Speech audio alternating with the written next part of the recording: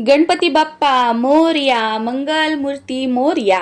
यावर्षी 14 सप्टेंबर 2026 रोजी सोमवारी आपल्या सर्वांच्याच घरी आपले सर्वांचे लाडके गणपती बाप्पा यांचं आगमन होणार आहे। या दिवशी गणेशाची पार्थिव मूर्ती आणून त्याची स्थापना करायची असते आणि त्या मूर्तीमध्ये प्राणप्रतिष्ठा मंत्र म्हणून एका विशिष्ट पद्धतीने प्राण आणायचे असतात। या सर्व पूजा विधीसाठी सर्वांनाच गुरुजी उपलब्ध होतील असं नाही किंवा सर्वांनाच गुरुजींना बोलवून गणपतीची प्राणप्रतिष्ठा करून घेणं शक्य होईल असं नाही। त्यामुळे या व्हिडिओमध्ये मी तुमच्यासोबत घरच्या घरी जे साहित्य तुमच्याकडे उपलब्ध आहे त्यामध्ये गणपतीची प्राणप्रतिष्ठा कशी करायची आहे तेही कोणतेही संस्कृत मंत्र स्तोत्र न म्हणता अगदी मराठीमध्ये मंत्र बोलून स्थापना कशी करायची हे प्रत्यक्षपणे तुम्हाला दाखवणार आहे। त्याचबरोबर गणपती स्थापनेचा शुभ मुहूर्त, संपूर्ण साहित्य, त्याची लिस्ट, आचमन, संकल्प, नैवेद्य, आरती अशी सगळी माहिती शेअर करणार आहे। आणि संस्कृत मंत्र स्तोत्र हे सर्वांनाच म्हणता येतील असं नाही, बऱ्याच जणांना त्याचे उच्चार सुद्धा अवघड जातात, म्हणून प्रत्येक संस्कृत मंत्राचा मराठी अर्थ म्हणून या व्हिडिओमध्ये मी पूजा करून तुम्हाला दाखवणार आहे। आणि सर्वात महत्त्वाची गोष्ट, या व्हिडिओमध्ये अशी पूजा पद्धत दाखवली आहे, त्या व्हिडिओमध्ये तसं दाखवलेलं आहे, या व्हिडिओमध्ये अगोदर ही गोष्ट केली आणि मी तर ती विधी नंतर केलेली आहे, मग माझ्याकडून काहीतरी चूक झाली का, माझी पूजा चुकीची झाली का, असे कोणतेही प्रश्न मनामध्ये आणू नका आणि अशा भानगडीत पडू नका, कारण देव हा भक्तीचा आणि शुद्ध भावाचा भुकेला आहे। आपण किती शुद्ध अंतकरणाने मनापासून पूजा करत आहोत हे महत्त्वाचं आहे। कोणतीही पूजा आपण मनापासून केली की ती देवापर्यंत पोचते। आणि सर्वात महत्त्वाचं, देव हा भक्तीचा विषय आहे, भीतीचा विषय नाहीये। त्यामुळे तुम्हाला जशी जमेल तशी पूजा तुम्ही करा आणि तुम्ही ज्या पद्धतीने पूजा करत आहात तीच पद्धत योग्य आहे। नाहीतर या व्हिडिओमध्ये असं दाखवलेलं आहे, त्या व्हिडिओमध्ये ताईंनी तसं सांगितलेलं आहे, मी तर अशा पद्धतीने केलेलं आहे, मग माझी पूजा करण्याची पद्धत ही चुकीची आणि समोरच्यांची बरोबर, असं अजिबात नाहीये। प्रत्येकाची भक्ती करण्याची पद्धत ही वेगवेगळी असू शकते, प्रत्येकाची पूजा करण्याची पद्धत सुद्धा वेगवेगळी असू शकते। त्यामुळे ज्या पद्धतीने पूजा केल्यानंतर तुम्हाला घरात प्रसन्नता वाटते, तुमचं मन प्रसन्न होतं, त्यानुसारच तुम्ही पूजा करण्याचा प्रयत्न करा, म्हणजे ती भगवंतापर्यंत पोहोचेल। घरामध्ये गणपती बसवण्यासाठी गणपतीचे मुख म्हणजे गणेशाचे तोंड हे पूर्व किंवा पश्चिम दिशेला येईल, या पद्धतीने घरात जागा निवडायची आहे, ती जागा स्वच्छ करायची आहे आणि त्या जागेवर जे काही तुम्हाला डेकोरेशन करायचं आहे ते करून घ्यायचं आहे आणि त्यासमोर छोटीशी का होईना रांगोळी काढायची आहे। मुख्य दरवाजात रांगोळी काढायची, उंबरठ्याला हळदीचं लेपन करून घ्यायचं, मुख्य दरवाजाला आंब्याच्या पानांचं किंवा अशोकाच्या पानांचं तोरण लावायचं आहे आणि मुख्य दरवाजावर एक कुंकवाने किंवा हळदीने स्वास्तिक काढायचं आहे आणि देवपूजा झाल्यानंतरच गणपतीची स्थापना करायची आहे। नाहीतर देव पारुशे आणि गणपतीची स्थापना करतोय हे पूर्णपणे चुकीचं आहे। पंचांगानुसार चतुर्थी तिथी ही 14 सप्टेंबर रोजी सकाळी 7:06 सुरू होईल आणि 15 सप्टेंबर रोजी सकाळी 7:44 संपेल। उदय तिथीनुसार 14 सप्टेंबर रोजीच आपल्याला गणपतीची स्थापना करायची आहे। या दिवशी हरितालिका पूजा आणि गणपतीची स्थापना ही दोन्ही व्रत एकत्रच आलेली आहेत। हरतालिका पूजेचा शुभ मुहूर्त मी तुमच्यासोबत ऑलरेडी शेअर केलेला आहे, तो व्हिडिओ तुम्ही बघू शकता। आणि हरतालिकेची पूजा झाल्यानंतर आपल्याला गणपतीची स्थापना करायची आहे। आता हरतालिकेची पूजा कधी उचलायची, हरतालिकेचा उपवास कसा सोडायचा, तो व्हिडिओ सुद्धा आपल्या चॅनलवर अपलोड झालेला आहे। यंदा गणपती स्थापनेसाठी 2 तास 28 मिनिटांचा शुभ मुहूर्त आहे, तो म्हणजे 14 सप्टेंबर रोजी सकाळी 11:02 ते दुपारी 1:31 पर्यंत। घरामध्ये जिथे तुम्ही गणपतीची स्थापना करणार आहात, जिथे डेकोरेशन केलेलं आहे तिथे एखादा चौरंग किंवा पाट ठेवायचा आहे, त्यावर लाल वस्त्र अंथरून घ्यायचं आहे, त्यावर तांदुळाने एखादं स्वास्तिक काढून घ्यायचं किंवा तांदुळाची रास टाकायची आहे आणि त्यावर त्या स्वास्तिकावर किंवा त्या तांदुळाच्या राशीवर आवर्जून हळद कुंकू अर्पण करायचं आहे। आता आपण गणपती स्थापनेसाठी लागणारं साहित्य बघूया। या साहित्यापैकी काही वस्तू तुमच्याकडे नसतील तरी सुद्धा चालेल, जे आपल्याकडे साहित्य आहे त्यामध्येच आपल्याला पूजन करायचं आहे। सर्वप्रथम आपल्याला 5 खारीक लागणार आहेत, 5 हळकुंड लागणार आहेत, 5 1 रुपयाची नाणी लागणार आहेत, 5 सुपारी, 5 बदाम, कलशात टाकण्यासाठी 1 रुपयाचं नाणं, सुपारी, हळद कुंकू हे घ्यायचं आहे, हे ओलं करून घ्यायचं आहे। वस्त्रमाळी रंगवण्यासाठी, दरवाजामध्ये कुंकवाने किंवा हळदीने स्वास्तिक काढण्यासाठी, याचबरोबर बरीचशी नागवेलीची म्हणजे खाऊची पानं घ्यायची आहेत जी सडलेली वगैरे नसावीत। तांदूळ घ्यायचे आहेत, तांदूळाची रास टाकण्यासाठी किंवा स्वास्तिक काढण्यासाठी. 2 वस्त्रमाळी घ्यायच्या आहेत, ज्याला कापसाचे वस्त्र म्हणून सुद्धा बरेच जण ओळखतात, आणि ह्या रंगवून घ्यायच्या आहेत.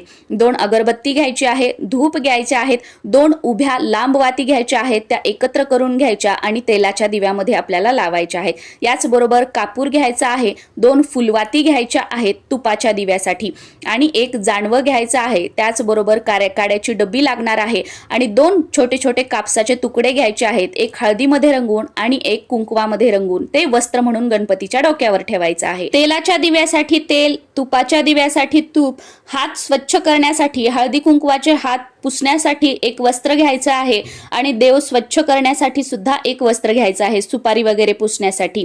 तेलाच्या दिव्यासाठी दिवा घ्यायचा आहे, आणि सर्व तांब्या पितळेची जी भांडी आहेत ती स्वच्छ करून घ्यायची आहेत, नाही तर पाण्याचे डाग वगैरे पडलेली घ्यायची नाहीये. 1 तुपाचा दिवा लावण्यासाठी निरांजन घ्यायचं आहे, आणि दोन्ही दिव्यांना आसन देण्यासाठी छोट्या छोट्या प्लेट तुमच्याकडे असतील तर त्या घ्यायच्या आहेत. गणपतीला नैवेद्य दाखवण्यासाठी सुपारी, गणपतीला नैवेद्य दाखवण्यासाठी गुळ खोबरं, त्यासोबतच वाटी, पंचामृत किंवा दूध अभिषेकासाठी पेला, पळी व त्यामध्ये पाणी, अगरबत्ती लावण्यासाठी स्टँड, घंटी, आणि धूप लावण्यासाठी किंवा कापूर आरती करण्यासाठी 1 स्टँड घ्यायचा आहे, आणि गणपती बाप्पांना नैवेद्य दाखवल्यानंतर पाणी ठेवण्यासाठी 1 छोटासा गडू घ्यायचा. नैवेद्यासाठी मोदक आवर्जून घ्यायचे आहेत, लाडू तुम्हाला शक्य असतील तर लाडू सुद्धा घ्यायचे आहेत. कलश मांडण्यासाठी 1 तांब्याचा तांब्या, त्यामध्ये पाणी घ्यायचं आहे. लाल वस्त्र चौरंगावर किंवा पाटावर अंथरण्यासाठी, 1 नारळ कलशावर ठेवण्यासाठी, ताम्हण अभिषेक करण्यासाठी, फुलं घ्यायची आहेत, आणि समोर ठेवण्यासाठी फळं घ्यायची आहेत. फळं तुम्ही 5 प्रकारची वेगवेगळी घेऊ शकता, कोणतंही 1 फळ 5 प्रकारचं सुद्धा तुम्ही घेऊ शकता. सर्वप्रथम कलश मांडणीसाठी जो आपण तांब्या घेणार आहोत त्यावर ओल्या कुंकवाने स्वास्तिक काढून घ्यायचं आहे, आणि उभ्या 5 रेषा सुद्धा खालून वरती ओढून घ्यायच्या आहेत. सुरुवातीला मी तुम्हाला हळद कुंकू दाखवलं होतं बघा, तर ते ओलं करून घेतलेलं त्याच कुंकवाने आपण उभ्या 5 रेषा आणि स्वास्तिक या कलशावर काढून घेणार आहोत. 99% लोक संपूर्ण पूजाविधी व्यवस्थित करतात, पण ही एक चूक नकळतपणे करतात, ती म्हणजे जो आपण तेलाचा दिवा लावणार आहोत त्या तेलाच्या दिव्यानेच देवांना ओवाळतात. पण असं कधीही करायचं नसतं. तेलाच्या दिव्याने मनुष्याला ओवाळायचं असतं, आणि तुपाच्या निरांजनाने देवाला ओवाळायचं असतं. त्यामुळे 1 तेलाचा दिवा आणि त्यासोबतच 1 तुपाचा दिवा सुद्धा या पूजेमध्ये आवर्जून लावायचा आहे, आणि ओवाळताना तुपाच्या निरांजनाने ओवाळायचं आहे. कोणत्याही पूजेची सुरुवात आपण दीपपूजनाने करतो, त्यामुळे सर्वप्रथम थोड्याशा अक्षदा टाकायच्या, त्यावर हळद कुंकू अर्पण करायचं, आणि त्यावर 1 तेलाचा व तुपाचा दिवा आपल्याला ठेवायचा आहे. त्या दोन्हीही दिव्यांना हळद कुंकू अर्पण करून घ्यायचं आहे. आणि ही पूजा करत असताना ओम श्री दीपदेवताभ्यो नमः गंधाक्षता पुष्पम समर्पयामी, तुम्ही मराठीमध्ये म्हणू शकता, हे दीपदेवता मी तुम्हाला गंध अक्षता फुलं अर्पण करत आहे, माझा तुम्हाला नमस्कार असो, नमस्कार असो, नमस्कार असो. नंतर आपल्या डाव्या हाताला घंटी ठेवायची, घंटीला हळद कुंकू अक्षदा वाहून फूल अर्पण करायचं, आणि म्हणायचं, हे घंटी देवता मी तुम्हाला गंध अक्षता फूल अर्पण करत आहे, नमस्कार असो, नमस्कार असो, नमस्कार असो. त्यानंतर आपल्याला आचमन करायचं आहे. आपल्या डाव्या हाताने उजव्या हातावर पळीने पाणी घ्यायचं आहे, आणि ते पहिल्या वेळेस प्यायचं आहे, आणि म्हणायचं आहे ओम केशवाय नमः. दुसऱ्या वेळेस सेम पाणी घ्यायचं, प्यायचं, आणि म्हणायचं ओम नारायणाय नमः. तिसऱ्या वेळेस सेम पाणी घ्यायचं, प्यायचं, आणि म्हणायचं ओम माधवाय नमः. आणि चौथ्या वेळेस हातावर पाणी घेऊन ते ताम्हणामध्ये सोडायचं आहे. आचमन केल्याने आपल्या मनाची व शरीराची शुद्धी होते. त्यानंतर संकल्प करायचा आहे. उजव्या हातामध्ये थोडंसं पाणी घेऊन त्यामध्ये हळद कुंकू अक्षदा 1 फूल घ्यायचं, आणि आपल्या घरात सुख समृद्धी ऐश्वर्य राहावं, मला व माझ्या कुटुंबाला उत्तम आरोग्य व दीर्घ आयुष्याचा आशीर्वाद मिळावा, यासाठी मी गणेशाची स्थापना करत आहे. जे काही तुम्हाला बोलायचं आहे चांगलं आपल्या कुटुंबासाठी ते बोलायचं, आणि हातातलं जे पाणी वगैरे सगळं आहे ते ताम्हणामध्ये सोडायचं आहे. हात स्वच्छ करायचे, आणि खऱ्या अर्थाने पूजेला सुरुवात करायची. सुरुवातीला आता आपण कलशाची स्थापना करूया. जो आपण कलश कुंकवाने स्वास्तिक काढून घेतलेला होता त्यामध्ये पाणी भरायचं, त्यामध्ये हळद कुंकू, 1 रुपयाचं नाणं, सुपारी, 1 फूल टाकायचं, त्यावर 5 नागवेलीची पानं ठेवायची, आणि त्यावर पाण्याने भरलेला 1 नारळ ठेवायचा. हा नारळ पाण्याने भरलेलाच असावा, कुणी ओटीमध्ये दिलेला नसावा किंवा सत्कार समारंभात मिळालेला नसावा. हा जो कलश आहे तो ठेवण्यासाठी थोडीशी तांदूळाची रास टाकायची, त्यावर हळद कुंकू अर्पण करून घ्यायचं आणि त्यावर हा कलश ठेवायचा आहे। हा कलश मी गणपतीच्या डाव्या हाताला आणि आपल्या उजव्या हाताला का ठेवलेला आहे याची 3 कारणं आहेत। तो व्हिडिओ आपल्या चॅनलवर अपलोड झालेला आहे, तो तुम्ही बघू शकता। त्यानंतर जे काही स्वस्तिक तांदळाचा आपण काढलेला असेल किंवा रास ठेवलेली असेल त्यावर हळद कुंकू अर्पण करून घ्यायचं आणि सर्वात अगोदर गणपती स्वरूप सुपारीची किंवा आपल्या देवघरातील जे गणपती बाप्पा आहेत त्यांची स्थापना करायची आहे। तामणामध्ये ती मूर्ती किंवा सुपारी ठेवायची आणि सुरुवातीला स्वच्छ पाण्याने अभिषेक करायचा। श्री महागणपतये नमः शुद्धोदक स्नानम समर्पयामी। मराठीमध्ये तुम्ही म्हणू शकता, हे गणपती बाप्पा मी तुम्हाला शुद्ध पाण्याने स्नान घालत आहे। त्यानंतर दुधाने किंवा पंचामृताने त्यावेळी म्हणायचं श्री महागणपतये नमः पंचामृत स्नानम समर्पयामी, किंवा दूध वापरत असाल तर दूध स्नानम समर्पयामी। मराठीमध्ये म्हणू शकता, हे गणपती बाप्पा मी तुम्हाला दुधाने किंवा पंचामृताने स्नान घालत आहे। त्यानंतर परत स्वच्छ पाण्याने स्नान घालायचं, त्यावेळेला म्हणायचं श्री महागणपतये नमः शुद्धोदक स्नानम समर्पयामी। मराठीमध्ये म्हणू शकता, हे गणपती बाप्पा मी तुम्हाला शुद्ध पाण्याने स्नान घालत आहे। त्यानंतर गणपतीची मूर्ती किंवा ती सुपारी स्वरूप गणपती स्वच्छ पुसून घ्यायचे, 2 विड्याचे पानं घ्यायचे, त्यावर अक्षदा ठेवायच्या आणि त्यावर ही गणपती स्वरूप सुपारी किंवा मूर्ती ठेवायची आहे। आणि विड्याचे पानं नसतील तर एक प्लेट घ्यायची, त्यामध्ये अक्षदा आणि त्यावर ही सुपारी किंवा गणपती बाप्पा ठेवून हा मंत्र म्हणायचा श्री महागणपतये नमः आसनम समर्पयामी। मराठीमध्ये हे गणपती बाप्पा मी तुम्हाला आसनावर स्थान दिलेले आहे।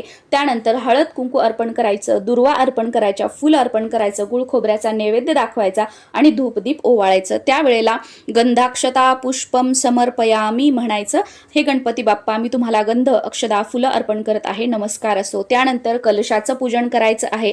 हळद कुंकू अक्षदा वस्त्रमाळ फूल कलशाला अर्पण करायचं आहे आणि म्हणायचं आहे श्री कलश देवताभ्यो नमः सकल पूजार्थे गंधाक्षता पुष्पम समर्पयामी। मराठीमध्ये म्हणू शकता, हे कलश देवता मी तुम्हाला गंधाक्षता धूप दीप फुलं अर्पण करत आहे, नमस्कार असो। घरातील कर्त्या मुख्य पुरुषाच्या हाताने गणपतीची मूर्ती जागेवर ठेवून घ्यायची आणि त्यावेळेला म्हणायचं श्री महागणपतये नमः आसनम समर्पयामी। मराठीमध्ये म्हणू शकता, हे गणपती बाप्पा मी तुम्हाला आसनावर स्थान दिलेले आहे, स्थानापन्न व्हावे। या मूर्तीवर आपण अभिषेक करू शकत नाही, कारण ही एकतर शाडूची मूर्ती असते किंवा पीओपीची असते। त्यामुळे एक फूल घ्यायचं, पाण्यामध्ये बुडवायचं आणि ते पाणी शिंपडायचं, त्यावेळेला म्हणायचं श्री महागणपतये नमः शुद्धोदक स्नानम समर्पयामी। मराठीमध्ये हे गणपती बाप्पा मी तुम्हाला शुद्ध पाण्याने स्नान घालत आहे।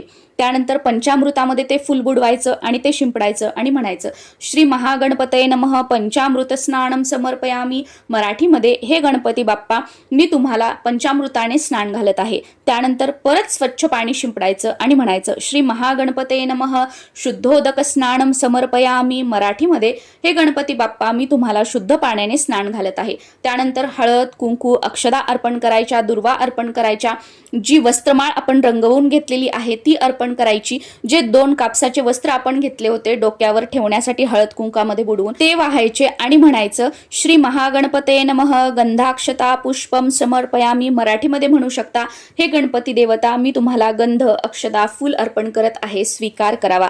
त्यानंतर आपल्याला या मूर्तीमध्ये प्राण आणायचे आहेत। प्राण प्रतिष्ठा करण्याच्या 2 पद्धती आहेत। एकतर तुम्ही आपला उजवा हात गणपतीच्या छातीवर ठेवू शकता आणि डावा हात आपल्या छातीवर ठेवायचा आहे, किंवा दुसऱ्या पद्धतीने 21 दुर्वांची एक जोडी घ्यायची, ती शुद्ध तुपामध्ये समोरचे त्याचे टोक भिजवून घ्यायचे, ती दुर्वांची जोडी तुपात भिजवलेली गणपतीच्या छातीवर ठेवायची, डावा हात आपल्या छातीवर ठेवायचा आणि हा प्राण प्रतिष्ठा मंत्र म्हणायचा, तुम्हाला स्क्रीनवर दिसत असेल। त्यानंतर ही दुर्वांची जोडी गणपतीच्या डोक्यापासून पायापर्यंत सर्व अंगांना स्पर्श करत म्हणायचं गणपती बाप्पा तुमच्यामध्ये प्राण आलेले आहेत, आणि ती जोडी गणपती बाप्पांच्या चरणावर ठेवायची। त्यानंतर एकावर एक 2 अशी 5 विड्याची पानं समोर ठेवून घ्यायची, देठ देवाकडे असावं आणि त्या सर्व पानांवर 1-1 हळकुंड, 1-1 सुपारी, 1-1 खारीक, 1-1 रुपयाचं नाणं आणि 1-1 बदाम ठेवून घ्यायचं आहे। त्यावर हळद कुंकू अक्षदा अर्पण करायच्या, नमस्कार करायचा, फुलं अर्पण करायची आहेत आणि त्यानंतर गणपती बाप्पांना नैवेद्य दाखवायचा आहे। आहे. नैवेद्यामध्ये या दिवशी मोदकांचा नैवेद्य दाखवायचा. या व्यतिरिक्त 5 फळं तुम्ही नैवेद्यात ठेवू शकता. लाडूवांचा नैवेद्य दाखवू शकता. नैवेद्य झाल्यानंतर आरती करायची आहे. सुरुवातीला गणपतीची, त्यानंतर आपल्या कुलदैवताची, त्यानंतर कुलदेवीची, नंतर गुरूंची आणि शेवटी विठ्ठलाची आरती करून आपल्याला कापूर आरती करायची आहे. त्यानंतर गणपती बाप्पाचा जय जयकार करायचा आणि क्षमा प्रार्थना करायची आहे. हे गणराया, आपण विघ्नांवर विजय मिळवणारे आहात. सर्व देवांचे प्रिय आहात. हे विनायका, आपण ज्ञानसंपन्न आहात. आपल्या चरणी माझा नमस्कार असो, नमस्कार असो, नमस्कार असो. हे गणपती बाप्पा, आपण नेहमी माझ्या चांगल्या कार्यात येणाऱ्या विघ्नांचा सर्वनाश करा. आजची पूजा करताना माझ्या हातून कळत नकळतपणे काही चुका झाल्या असतील तर त्याबद्दल मला क्षमा करा आणि माझ्या पूजेचा स्वीकार करा. हे प्रभू, मला मंत्र आणि भक्ती येत नाही. मी अज्ञानाने जी पूजा केली आहे ती कृपा करून मान्य करून घ्या आणि माझ्याकडून झालेल्या चुकांबद्दल मला क्षमा करा आणि मी केलेल्या पूजेवर प्रसन्न रहा व माझ्या घरात तुमच्या येण्याने सुख, शांती, समृद्धी राहू द्या. मला व माझ्या परिवाराला उत्तम आरोग्य व दीर्घायुष्य लाभू द्या. हे गणपती बाप्पा, तुमच्या आशीर्वादाने तुमचा जर उद्योगधंदा व्यवसाय असेल तर तो चांगला चालावा यासाठी प्रार्थना करायची. तुमच्या घरामध्ये नोकरी करणारी मंडळी असतील तर त्यामध्ये त्यांची प्रगती व्हावी अशी प्रार्थना करायची आणि शेवटी माझं घर कायम धनधान्यानं भरलेलं राहू द्या अशी विनंती करायची. आय होप गणपती स्थापनेबद्दल तुम्हाला संपूर्ण सविस्तर माहिती मिळालेली असेल. तरी सुद्धा अजून काही प्रश्न असतील तर कॉमेंट सेक्शनमध्ये तुम्ही विचारू शकता.